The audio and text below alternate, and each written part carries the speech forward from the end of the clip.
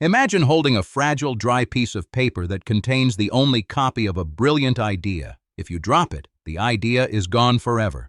This was the terrifying reality for the thinkers of the ancient world. They did not have hard drives or cloud storage. They had brittle paper made from reeds, known as papyrus. Every single thought, every map of the stars, and every cure for a disease had to be written by hand. Picture a room filled with the scratching sound of hundreds of pens. Scribes sat for hours, carefully copying words from one fragile scroll to another. They worked in the warm air of a bustling city by the sea. This was the legendary Library of Alexandria. It was the greatest gathering of human minds the world had ever seen. The air smelled of ink, sea salt, and the sweet dust of aging paper. The grand dream began in ancient Egypt. A powerful ruler named Ptolemy I wanted to build something that no one had ever built before. He did not just want a big palace or a strong army. He wanted to own all the knowledge in the world. He wanted every play, every math problem, and every history book ever written to live inside his city. It was a beautiful, almost impossible goal. To make this dream real, the rulers of the city went to extremes. When ships sailed into the busy harbor of Alexandria, guards did not just look for weapons or gold. They searched the ships for books. If they found a scroll, they took it. They gave the angry sailors a copy and kept the original for the great library. The collection grew until it held hundreds of thousands of scrolls. Today we cannot just walk up to the ruins of this magnificent place. The modern city of Alexandria sits right on top of the old one. Cars drive and people walk over the very ground where the greatest minds once studied. The grand columns and long halls are buried deep underground or hidden beneath the waves of the sea. The exact spot where the main building stood remains a ghost. Exploring the complex puzzle of the vanished library is incredibly difficult for modern diggers. They must dive into the murky water of the harbor, feeling along the muddy bottom for heavy stones. They must look at tiny bits of broken pottery found under modern basements. Every carved rock pulled from the sea is a tiny clue to a massive mystery. The silent stones whisper tales of a forgotten golden age. For hundreds of years, a dramatic story has been told about how all this wonder ended. The story says that a massive roaring fire burned the entire library to the ground in a single day. People picture flames eating through the precious scrolls while scholars weep in the streets. It is a famous tale of sudden, heartbreaking disaster. But the truth hidden in the dirt is much more complicated. The famous fire did happen, but it was an accident. The Roman general Julius Caesar was fighting a war in the city. He set his own ships on fire in the harbor to block his enemies. The wind caught the flames, and the fire jumped to the docks and then to the buildings on the shore. Warehouses packed with scrolls burned up, turning ancient wisdom into gray ash. However, that fierce fire was not the end of the story. Diggers and history experts have found proof that the great center of learning survived the Roman flames. The main buildings were not totally destroyed. The shelves were not completely emptied. The loss of those warehouse scrolls was a terrible blow, but the heart of the library kept beating for a long time after the smoke cleared. Think about the scholars who stayed. They kept walking the grand halls long after the harbor fire. They kept unrolling the surviving scrolls, reading the faded ink, and debating the secrets of the universe. Life went on. Teachers still taught students. Astronomers still watched the night sky. The dream of Ptolemy I was wounded, but it was still alive in the minds of the people who worked there. The true story of the decline is not a sudden explosion of fire. It is a slow, quiet fading away.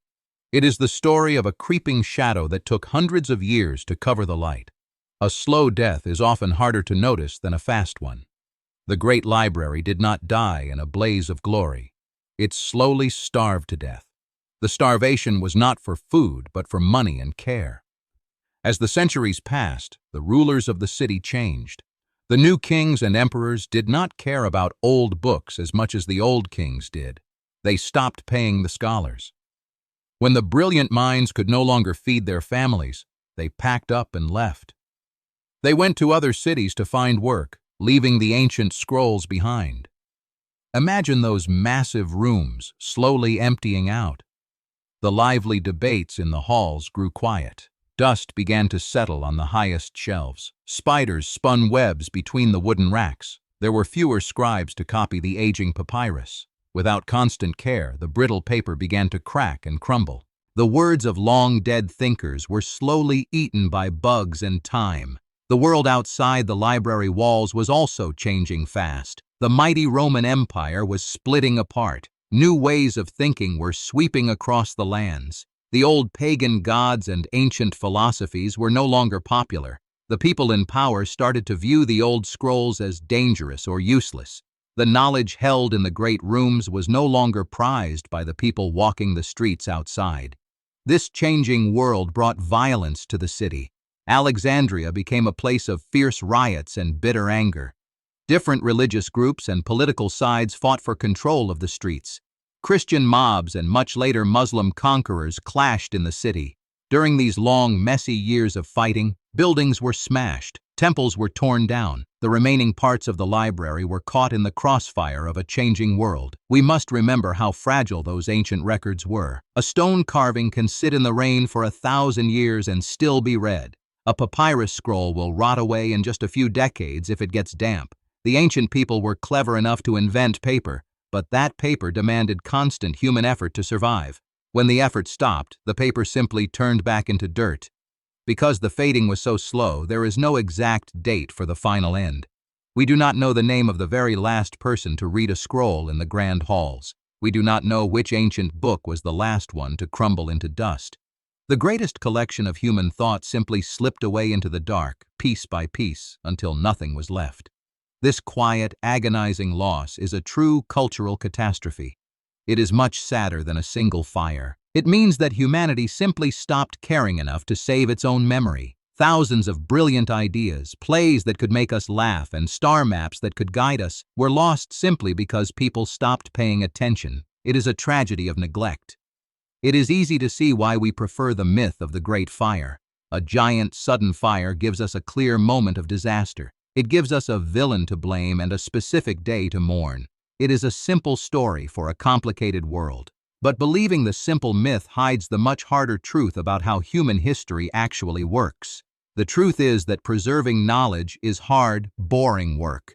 It takes money, peace, and dedication over many lifetimes. The slow ruin of the Great Library shows us that budgets, politics, and changing attitudes are far more dangerous to history than any single match.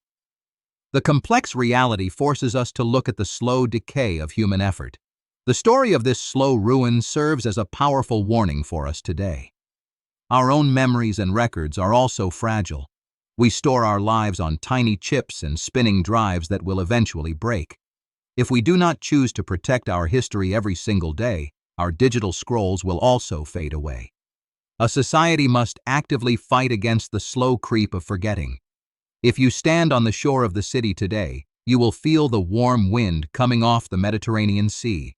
The water is bright blue and the sun is hot. Deep beneath the gentle waves, the carved stones of the old world rest in the mud. The physical library is gone, swallowed by the earth and the water over thousands of years. Yet the spirit of those ancient scribes never totally vanished. The very idea of a library, a place where all people can go to learn, was born in those lost halls. Every time you walk into a building filled with books, you are stepping into the shadow of Ptolemy's grand dream. The desire to gather and share wisdom survived the slow decay. Every time a digger pulls a tiny scrap of writing from the Egyptian sand, we win a small victory against the long forgetting. We are picking up the pieces of the shattered dream. Holding a newly found piece of ancient text brings the old voices back to life.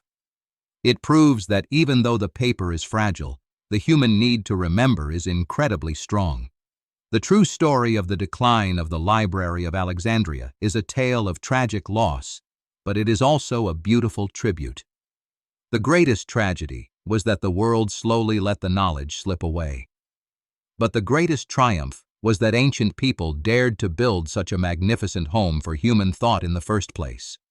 Their grand dream still shines brightly in our minds today.